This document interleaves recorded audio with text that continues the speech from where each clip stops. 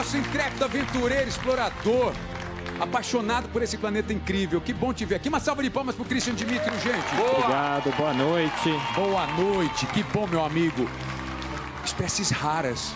Nossa, eu não sabia que havia a possibilidade de ainda existir espécies que a gente desconhecia. Deixa eu fazer uma pergunta muito científica. Existe uma estimativa de quanto não se conhece da floresta amazônica, por exemplo? Não tem uma estimativa, mas tem muita coisa que a gente não conhece ainda sobre a natureza, sobre o planeta Terra, muita coisa ali escondida na floresta ainda por descobrir.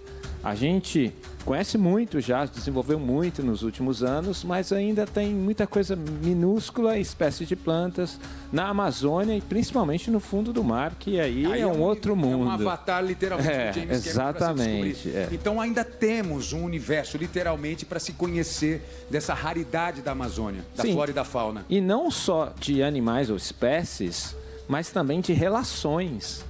E de, por exemplo, a Amazônia, as plantas, é uma farmácia. Então tem muita coisa que a gente pode descobrir ainda para nos beneficiar. E por isso é importante conservar, preservar, incentivar pesquisa, estudo, para que a natureza dá tudo que a gente precisa. Tudo que a gente tira vem da natureza. Então tem muita coisa, muita cura que também vem da natureza e a gente precisa investir nisso. Você conhece a Bárbara Laroea Salutarea? Ela teve lá. Babi, olha, você passou uma semana na beira lá do Rio Negro, do Rio uma Negro. comunidade subindo o Rio Negro ali, bem na divisa com a Venezuela. A gente foi acompanhar o vestibular indígena da Unicamp, que leva provas do interior de São Paulo lá para os cantos da Amazônia, para que povos indígenas, jovens indígenas, tenham a oportunidade de tentarem o vestibular e, se conseguirem ser aprovados, eles recebem uma bolsa e tem toda uma estrutura para virem estudar aqui no interior de São Paulo. E o mais legal, Christian, quando você fala, e é muito esperançoso quando você diz que a natureza precisa ser olhada, precisa ser salva, que muitos desses jovens que eu conheci queriam justamente estudar biologia, queriam estudar medicina para voltarem para suas raízes, para os seus povos, para entenderem mais da sua realidade e ajudarem tios, avós. Isso foi muito interessante. É muito legal. Você foi no coração da Amazônia. Sim. Ali é bem um lugar bem inacessível, assim. Você vê que a quantidade de conhecimento que tem ali. E hoje eu falo que a gente tem muito mais a aprender com esses povos que ensinar, ou então misturar, escutar, trocar, fazer uma troca. A gente não precisa mostrar mais como é que a gente vive. Aprender a coexistir como eles sabem e pegar aquele conhecimento e adicionar o nosso de ciência, a gente consegue ir muito mais longe. E nessa semana de conhecimento, a gente perdeu uma grande conhecedora, né, Christian? Que estudava a natureza. Conta pra gente um pouco dessa perda e o que essa mulher tão incrível representou pra ciência. Jane Goodall. Jane Goodall era um exemplo. A gente estava falando de esperança e essa era a mensagem dela mais importante, de ter esperança para o mundo. Ela era uma pessoa que não tinha um background, não tinha um conhecimento científico. Ela simplesmente se apaixonou por uma espécie de chimpanzés e pela paixão ela se dedicou a vida a isso. E foi além. Além dessa espécie, ela passou a ser uma grande protetora do planeta e divulgadora científica, divulgadora da conservação através dessa relação. Eu tive a honra de conhecer ela uma vez, de estar na mesma sala com ela na Inglaterra, em Bristol. Né? Tem um livro dela assinado e para mim foi sempre uma grande inspiração.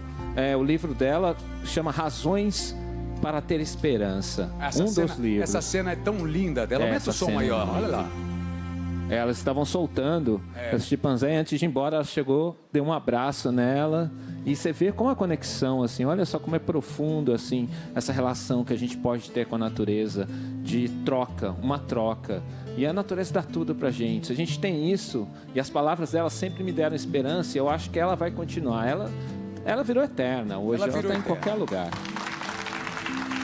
E aos 91 anos, se não me engano, ela deixa o planeta incrível fisicamente, mas deixa um legado. Você é parte desse legado, assim como milhares e milhares de cientistas, geólogos, apaixonados, exploradores, protetores de animais que pela face da Terra lutam para manter viva a esperança e de olho no futuro e na nossa humanidade estão aqui hoje eternizadas, né? Então fica aqui, de certa maneira, nesse momento em que a gente sempre destaca a sua presença, a homenagem a essas figuras incríveis e hoje a essa moça que vai deixar para sempre esse abraço de cuidar do planeta incrível. Uma coisa que você falou que foi muito importante, que eles lutam por nós. É isso. Quando a gente fala, eles estão protegendo a natureza, isso é um símbolo.